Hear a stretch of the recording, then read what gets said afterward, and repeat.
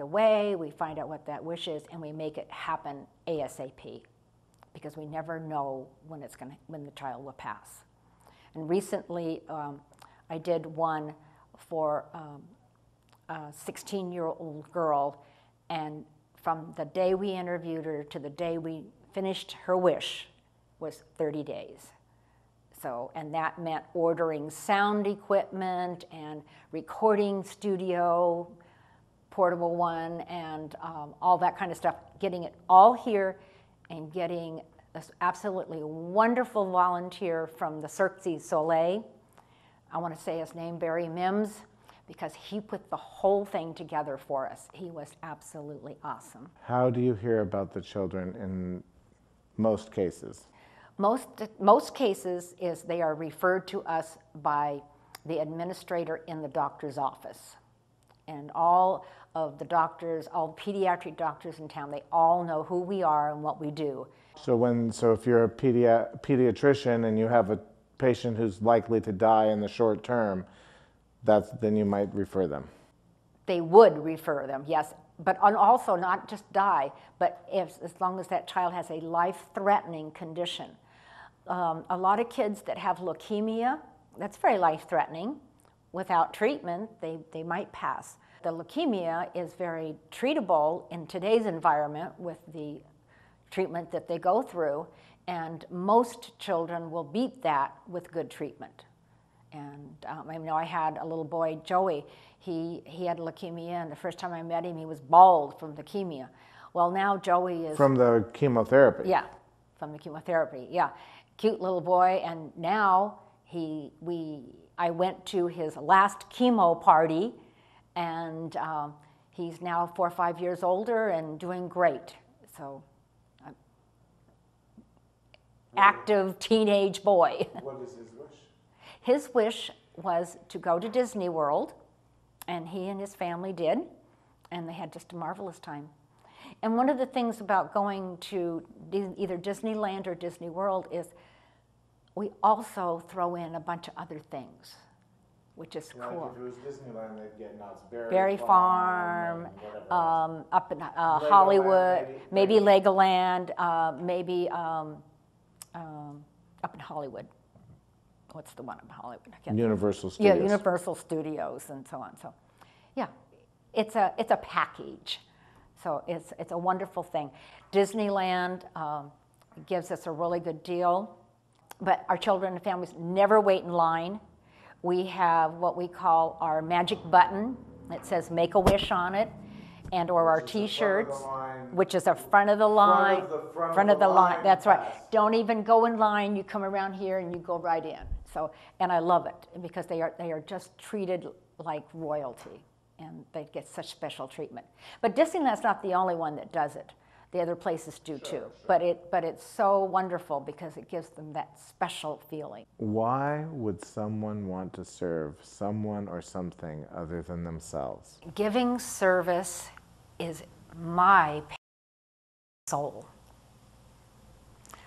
So if someone wants to get that warm feeling of knowing that you did something very special for someone else, that's what you do, is you give service. Can you give an example of a beginner service project that someone might get involved in that doesn't take a large time or monetary commitment, something that they could get their toesies wet?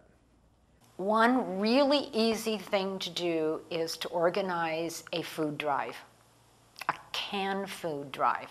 You can set a limited amount of time that it's going to be for a week. You can make a location, people can bring in, and we've done this at the gym, and you bring in canned food.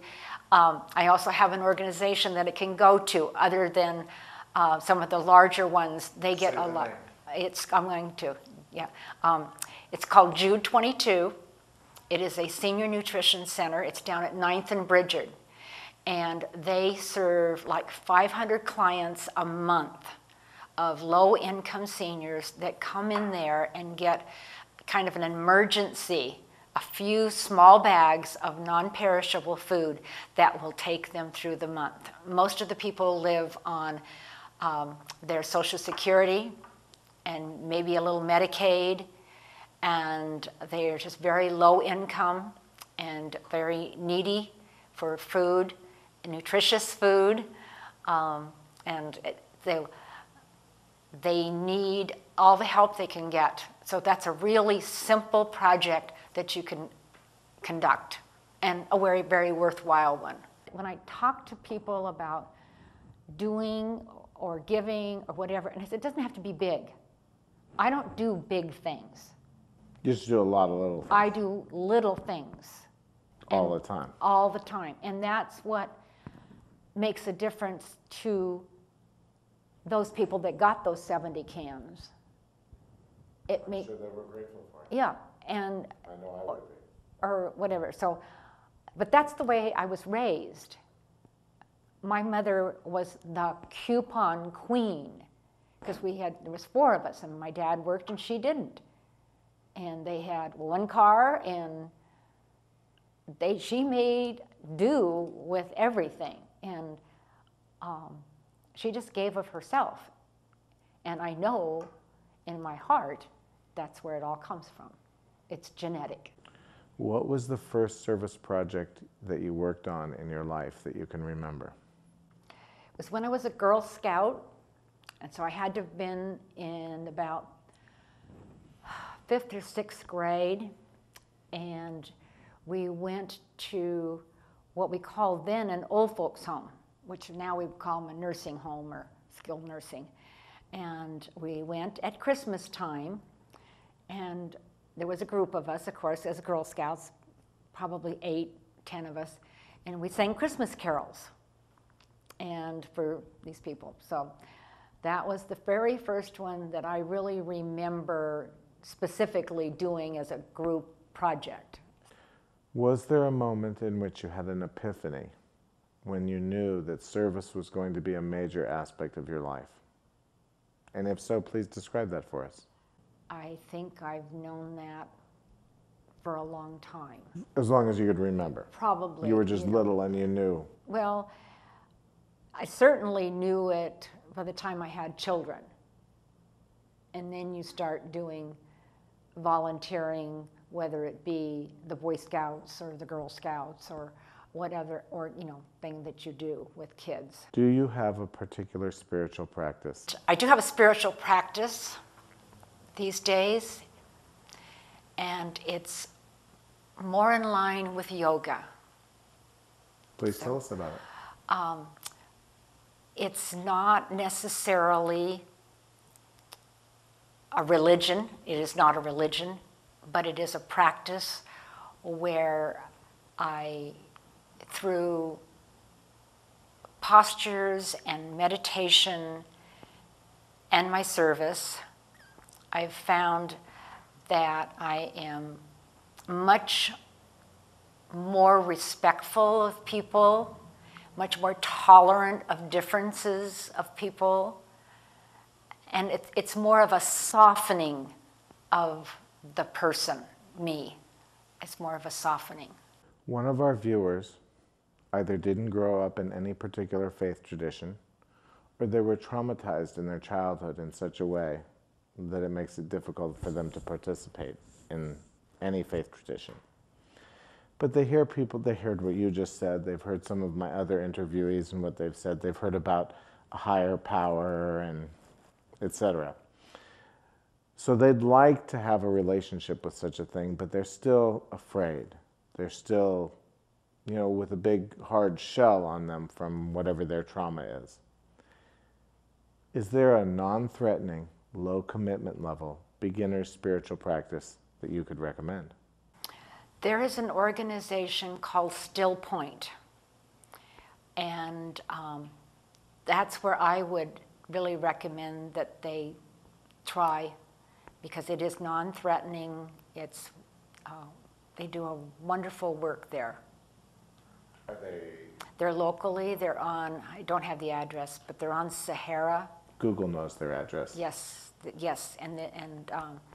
but they are spiritual, but it's your own spirituality. Who are your heroes? My mom and my dad, they were raised in the Depression, and that sets kind of a tone.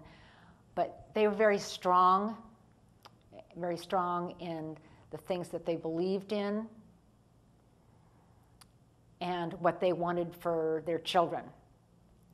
They wanted them to have, of course, a head over their, roof over their head, and food on the table, and education. They gave of themselves, and that's where it comes from genetics, that I do what I do today. But I remember in one particular incident, not one time, but I had some cousins that lived in San Diego and didn't have a father, and the mother couldn't work because of illness. But my dad would take us down periodically to San Diego, and we would go shopping, and we would fill up their cupboards, and we make sure they had shoes to wear and coats to wear.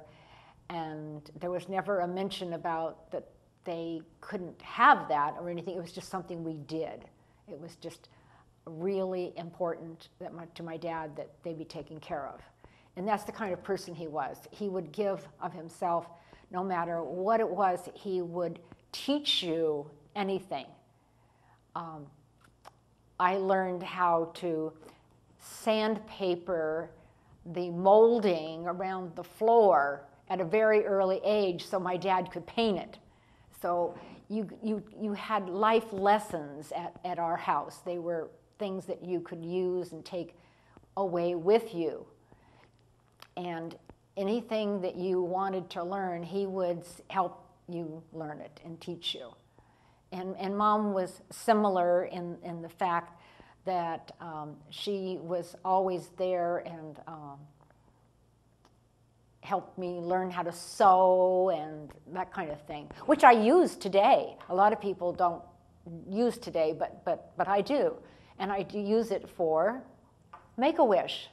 I do all kinds of pretty princess dresses and Hawaii shirts, aloha shirts, and things like that for our families.